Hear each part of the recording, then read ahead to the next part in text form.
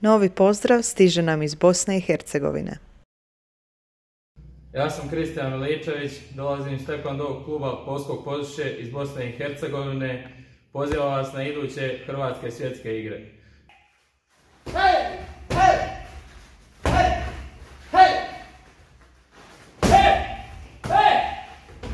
Ja sam Sara. A ja Mihajla. Mi smo Hrvatice iz Bosne i Hercegovine. Bile smo dio Hrvatskih svjetskih igara 2017. godine i ponijeli smo nezaboravna iskustva.